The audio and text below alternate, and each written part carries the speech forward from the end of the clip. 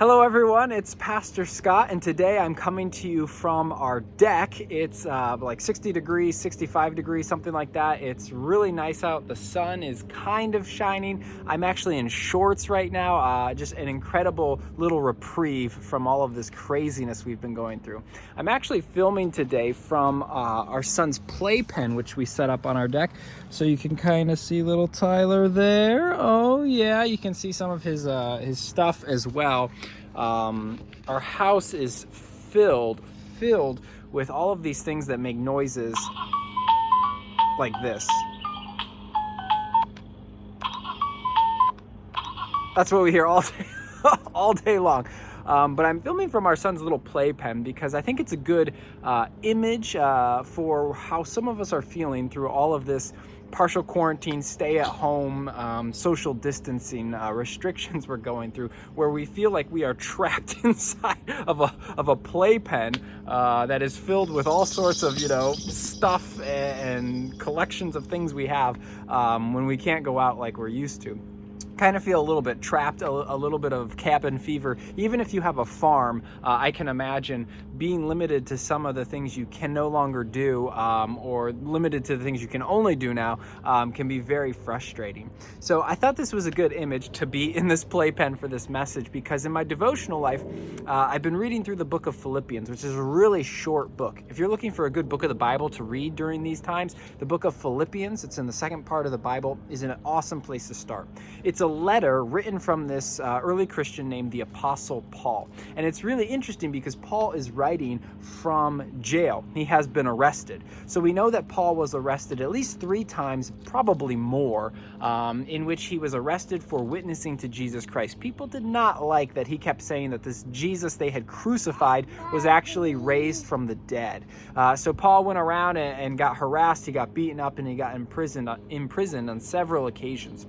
And so when he writes the letter of Philippians, it's from one of these moments where he's literally in jail, probably in a dark cell, probably not being fed a whole lot, probably in a very precarious moment in life.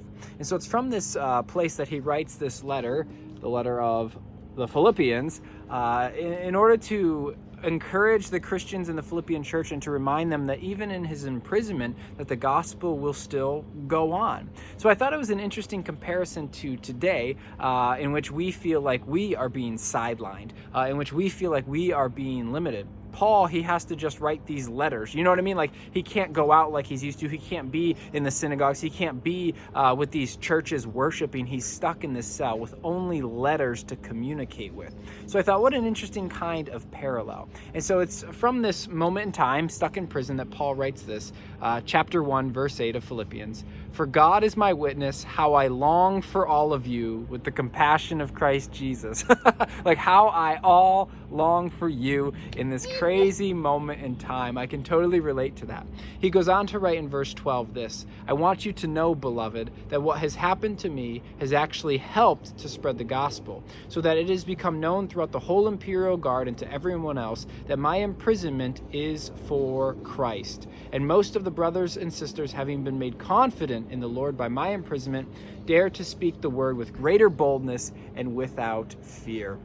So Paul writes to these Philippians and he says, as difficult as this imprisonment is, as difficult as it is that I can't be there with you right now, that this is actually serving to spread the gospel, because people are watching me. They're seeing this witness that I'm able to offer in this jail cell, and they're seeing that God is not done with me yet. And I thought, what a kind of interesting connection point to us today, when we can't worship on Sundays like we're used to, when we can't go to our small groups, when we can't be in the company of our fellow believers. Like, what an interesting comparison. One of the things that I've often thought about is, sorry, Ty's going a little bananas on this thing. One of the things I've often thought about is, why did God allow Paul, one of the greatest Christians to ever live, one of the greatest church planters, one of the greatest missionaries, to remain in prison for such lengths of time? We know that Paul was under house arrest for at least 2 years. This imprisonment with the Philippians, who knows how long that was, but we know that he was in prison for serious chunks of time. Why would God allow the greatest missionary, the greatest church planter, one of the greatest Christians of all time, to remain sidelined in a jail cell when he could have been off planting more churches, reaching more people with the gospel? Well, we're not God, so we don't have the answers, but I imagine that one of the reasons was because it was in this jail period that Paul's spiritual life was being formed in a way like never before. It was actually when he was in jail that he had to learn how to sing the Psalms even in difficult times, how to pray to God with a different kind of fervor, how to trust in God in the midst of great adversity. So I imagine that part of the reason Paul had to be in these imprisonments was to forge that kind of deeper faith in God, so that when he wrote these letters, so that when he went out to plant more churches, that he had a different kind of fire, a different kind of wisdom to offer them, right? Paul writes, even in this, the gospel is still being spread. And so I just imagine for myself, can I as a pastor imagine that even in these partial quarantine times, that the gospel is still being spread based on our witness even from home? Can we grow in this time so that when this quarantine time ends, when this virus has peaked and we can worship again, that we can come back with such a passion, with such a commitment to Christ that has been renewed exactly because of what we have gone through? I'm going to have to show you exactly what's going on right now. Ty is reading. You see this little book he's reading? He's trying to talk to me.